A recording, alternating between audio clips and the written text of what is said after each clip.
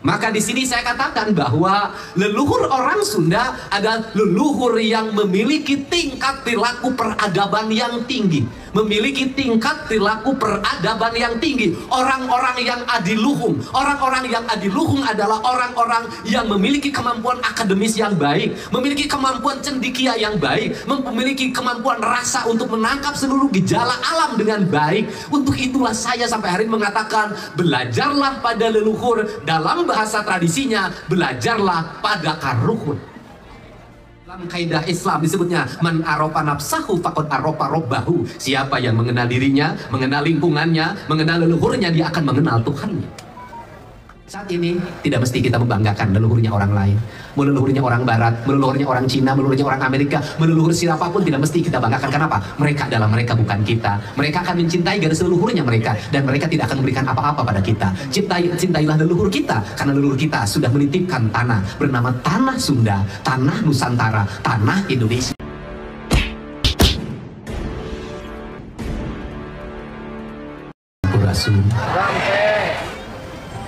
Mungkin orang sangat aneh dengan cara dan perilaku hidup saya sejak saya menjabat menjadi Wakil Bupati Purwakarta. Sesungguhnya apa sih yang menjadi kerisauan dirinya, yang menjadi kegelisahan hidupnya? Kalau secara pribadi saya ini udah cukup segalanya. Apa kegelisahannya? Kegelisahan saya adalah kegelisahan sebuah tanah leluhur yang bernama tanah Sunda, yang makin lama makin menyempit wilayahnya, makin menyempit perilaku hidup masyarakatnya, makin menyempit perilaku kebudayaannya, makin menyempit perilaku sosialnya, makin menyempit rasa dan martabat hidup warganya. Orang Sunda yang dulu terhampar luas, NTB pun disebut Sunda kecil, Sundalen yang terhampar begitu luas dalam cakrawala pandangan hidup manusia yang memiliki adab dan peradaban. Sekali lagi, memiliki hidup adab dan peradaban. Yang disebut dengan adab itu apa? Yang disebut dengan adab adalah sikap hidup yang menghambakan diri kepada Yang Maha Kuasa, pencipta, pengatur seluruh alam semesta, Allah Subhanahu wa Ta'ala. Ciri orang yang menghambakan diri adalah orang yang memberikan seluruh jiwa dan raganya untuk tugas-tugas kemanusiaan. Tugas-tugas kemanusiaan dalam terminologi Sunda itu adalah tugas-tugas lelaku hidup yang ada dalam bahasa yang sederhana. Orang yang berperi kemanusiaan, orang yang berperadaban, orang yang memiliki rasa, orang yang memiliki cinta adalah orang yang memiliki rumasa. Orang yang memiliki rumasa adalah orang yang dirinya penuh dengan rasa. Orang yang dirinya penuh dengan rasa adalah orang-orang yang mudah hidupnya, tergerak hatinya oleh berbagai problem yang dialami oleh orang lain. Karena mudah tersentuh hatinya oleh problem yang dialami oleh orang lain, maka orang Sunda merumuskan hidupnya dalam sebuah komunitas masyarakat yang disebut dengan perkampungan, padukuhan, kabuyutan.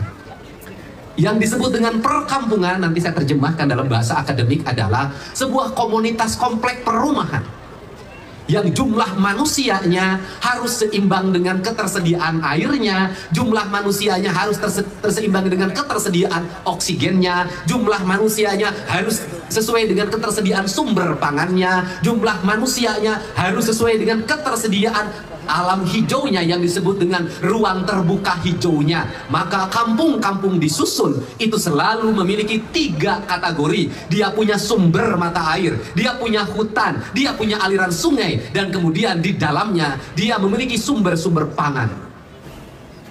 Maka di sini saya katakan bahwa leluhur orang Sunda adalah leluhur yang memiliki tingkat perilaku peradaban yang tinggi, memiliki tingkat perilaku peradaban yang tinggi. Orang-orang yang adiluhung, orang-orang yang adiluhung adalah orang-orang yang memiliki kemampuan akademis yang baik, memiliki kemampuan cendekia yang baik, memiliki kemampuan rasa untuk menangkap seluruh gejala alam dengan baik. Untuk itulah saya sampai hari ini mengatakan, belajarlah pada leluhur. Dalam bahasa tradisinya, belajarlah pada karuhun.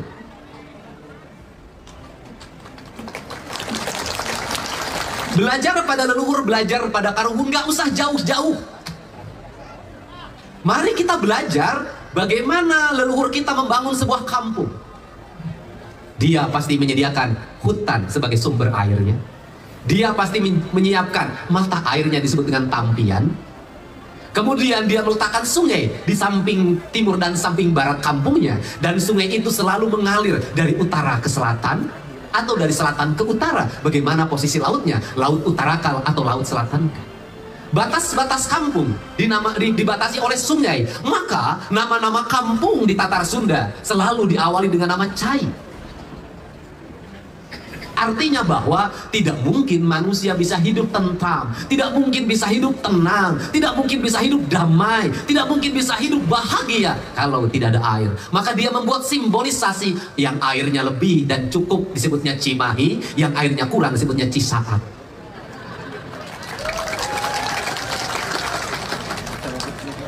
Untuk merawat kebudayaan dan perilaku ekosistemnya, perilaku ekologinya, perilaku alamnya, agar pengisi kampungnya menyadari akan dirinya, dari mana asalnya, di mana berada, dan akan kemana. Dalam kaidah Islam disebutnya, man arofa nafsahu faqad arofa robbahu. Siapa yang mengenal dirinya, mengenal lingkungannya, mengenal leluhurnya, dia akan mengenal Tuhannya.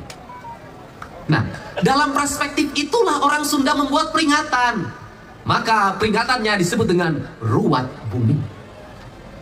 Kemudian ruwat bumi itu dalam bahasa internasional disebutnya apa? Hari bumi. Maka PBB menetapkan hari air sedunia, hari pangan sedunia, hari lingkungan hidup sedunia. Itulah PBB. Kita leluhur kita sebelum PBB menetapkan itu, sebelum dunia internasional menetapkan hari-hari itu, leluhur kita sudah menyatakan, sudah ada hari-hari yang harus dirawat dan dijaga. Senin, Selasa, Rabu, Kamis, Jumat, Sabtu, Minggu. Lelaku budayanya dibuat dalam hajat harian, hajat mingguan, hajat bulanan, hajat tahunan. Disebutnya ruwat bumi. Artinya ruwat bumi adalah sebuah peringatan bagi seluruh penghuni buminya agar dia sadar pada lingkungannya, tidak melakukan penebangan pohon yang berlebihan, tidak membuat rumah yang berlebihan, tidak membuat kawasan industri yang membabat ekosistem, tidak melakukan penimbunan tanah yang berlebihan. Maka dia ada ruwat, rumawat. Itu adalah ngajaga dan ngariksa. Itulah cara leluhur kita menjaga lingkungannya. Ujung dari ruwat bumi apa? Kepala kambing dipenggal dimasukkan ke tanah, kaki kambing dipenggal dimasukkan ke tanah. Bukan kemusyrikan, bukan kekafiran, tapi itu peringatan. Kepalamu masukkan ke tanah, tanahmu masukkan ke tanah, karena engkau agar tidak besar kepala, dan kakimu agar tidak terlalu menginjak, menabrak, menendang siapapun, rendam ke tanah. Dalam perspektif kesehatan, kalau orang memotong kambing, di kepalanya dibuang, kakinya dibuang, itu cermin orang yang makmur. Orang yang motong sapi, kepalanya dibuang, dikubur, kakinya dikubur, dikembalikan ke tanah, untuk dikerumuni oleh ulat, untuk dikerumuni oleh semut, untuk dikerumuni oleh mikroba, untuk dikerumuni oleh bakteri. Itu cermin orang-orang yang kaya. Kenapa? Karena daging yang dihalalkan, karena daging yang memiliki kandungan protein yang tinggi, yang bermanfaat bagi kesehatan, itu dimakan. Kaki dan kepala tidak boleh dimakan. Itu ilmiah. Silakan Anda pergi ke Amerika. Di Amerika tidak ada kaki sapi dimasak. Di Amerika tidak ada kepala sapi dimasak. Di Amerika tidak ada usus dimasak. Kenapa? Mereka tahu itu adalah makanan yang sampah, yang bisa merusak kehidupan bagi yang memakannya. Yang dimakan hanya daging-daging tertentu. Orang Amerika apa? Bukunya. Orang Amerika semuanya berdasarkan penelitian, pengetahuan akademis. Semuanya berdasarkan seluruh kerangka pemahaman ahli gizinya yang bekerja. Leluhur kita tidak sekolah gizi, tapi dia ngerti. Apa yang terjadi pada hari ini pada orang Sunda? Kokoro manggih mulut. Karena kokoro manggih mulut, hulu dihakan, suku dihakan, jeroan dihakan. Itu pun nunggu daging kurban. Apa yang terjadi terhadap itu? Di kampung-kampung tekanan darah tinggi semakin naik, Kolesterol semakin naik, jantung semakin menerkam, stroke di mana-mana. Orang Sunda umurnya sudah jarang yang menyentuh 100 tahun, 60 tahun tewas, 50 tahun tewas. Kemudian mereka mati muda rata-rata karena penyakit yang menggerogotinya. Kenapa? Tamarakan. Kenapa? Sagala dihaka. Prinsip. Maka banyak orang bertanya, Kang Deddy kenapa segar terus? Kang Deddy kenapa kalau batuk bertahannya sebentar? Kang Deddy kenapa tidak minum obat?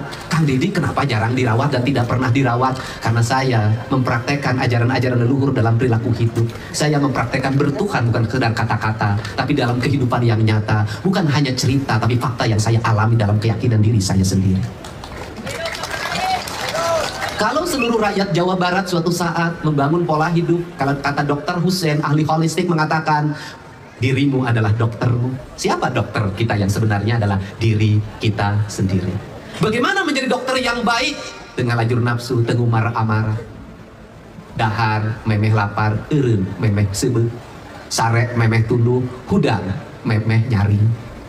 Apa artinya? Bangunlah siklus hidup dengan baik. Jangan suka makan ketika lapar. Tentukanlah waktu makan Anda tetapnya jam berapa. Jangan pernah digeser-geser karena pekerjaan. Jangan pernah digeser-geser karena pikiran. Karena apa? Begitu menggeser pekerjaan Anda tidak ada arti. Anda cari duit banyak, kemudian besok kena penyakit kena penyakit lambung, duit Anda tidak ada arti. Makanlah tepat pada waktunya. Karena makanlah tepat pada waktunya, ulah sok sagala dihakan. Ulah sok tamarakan. Ini penting. Bayangkan kalau di Jawa Barat suatu saat seluruh rakyatnya sudah bisa menjadi dokter bagi dirinya sendiri, berapa triliun anggaran bisa diefisienkan, rumah sakit kosong, puskesmas kosong, ambulan tidak ada yang lewat, betapa bahagianya negeri ini. Makanya konsep gaji dokter dalam perspektif saya ke depan itu bukan didasarkan pada jumlah pasien, tapi didasarkan pada jumlah orang yang sehat.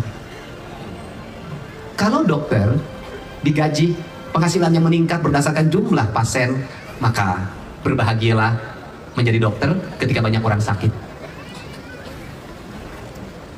Berarti orang kaya raya di atas penyakitnya orang lain.